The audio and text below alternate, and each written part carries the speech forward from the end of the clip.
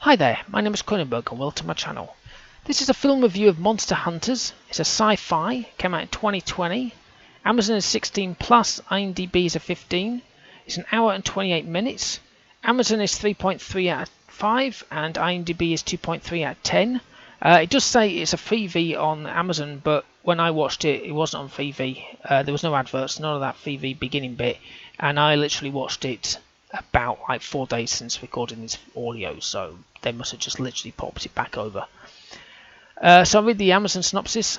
When an alien prison ship crash lands in the Californian desert, it unleashes a deadly parade of hideous and savage creatures. Now the only hope of stopping the aliens rests with a special secret branch of the government, specialising in alien weaponry. But with the team untested in actual combat, the battle for Earth will be brutal. So the director is Brendan Petrizzo, who directed Devil's Triangle. Producers, well, there's 5 of them, but the only one with producer on is David Michael Latt, who did Monster Mash. And music is 3 people.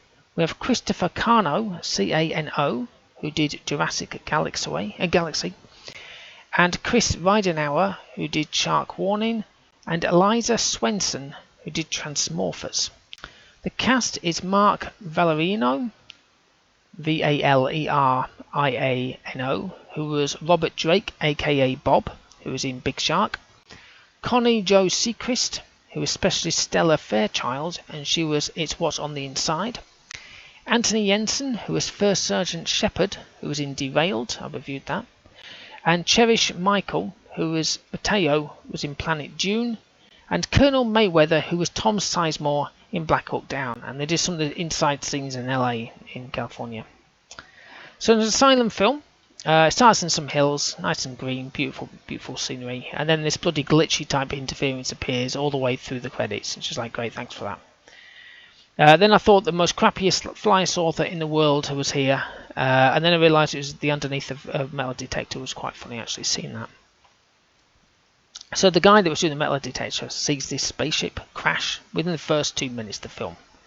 And then he's running away, but he's a bit, let's call him portly. So he's running, he's a bit like running out of breath, and he's not really running that fast. And then for some strange reason they go into slow motion mode while he's still running. And of course he was still going slow. And I thought, yeah, that don't make any sense. Maybe if somebody's like, belting it like a, I don't know, long distance runner or something like that, maybe that kind of person. The monster was good at the beginning though. Then the titles start appearing, and for somebody again who lives in the middle of nowhere, his shotgun was like the size of a small pistol. It's ridiculous.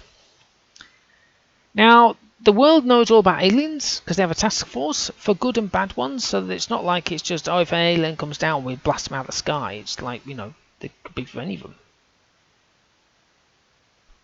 So Shepard has to train this new recruit, this Stella Fairchild, whatever her name is, who's going to be his replacement when he's retired. Not when he retires, but when he's retired. So she's just said to him that most of the personnel seem to be combat. She's a bit worried. Even though she's only met like 3 people, and asks about a scientist. And I thought, well, when you say most, you mean 3 people? Is that it? So they have the 3 people and Bob, so it's a unit of 5. For the world, 5. So, how to make friends. So she's asked him not to say anything to the team about a replacement because she wants to see how they operate, kind of keep it under wraps. And he goes, okay, yeah, fine. Anyway, outside he's asking everyone to stand to attention and says, this is Specialist Fairchild. Welcome her to the unit. Better make a good impression on her because she's going to take over once they boot me out of here. And then the glare from her's like, you sod.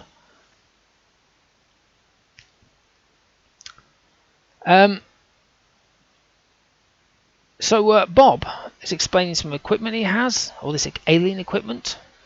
At one point he has this gun or whatever it is, and it says it needs power. It says 3,000 years ago we were rubbing sticks together, and they were using anti-gravity.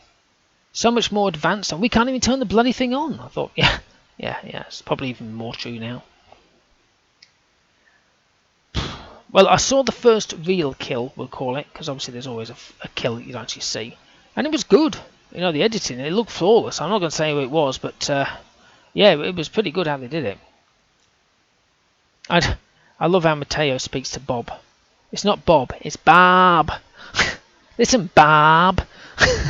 She's taking the mickey, obviously, because you can say Bob.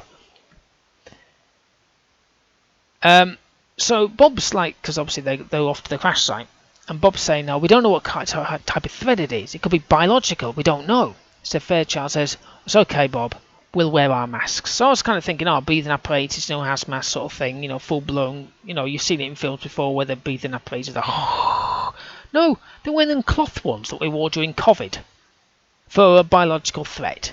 I thought, really? Really? And they did bugger all for COVID. I don't think they're going to do much for a biological threat. But I love Bob's shirt, though. It's very colourful. Hawaiian shirt, I think. So they're discussing a plan. Bob suggested splitting up. I can't see any issues with that at all. You see it on the trailer. So Bob did something by mistake. So there's loads of creatures there. And they're pretty good. You know, and then when one of them died, Mateo got covered in this blue gunge. It was it's like, yay.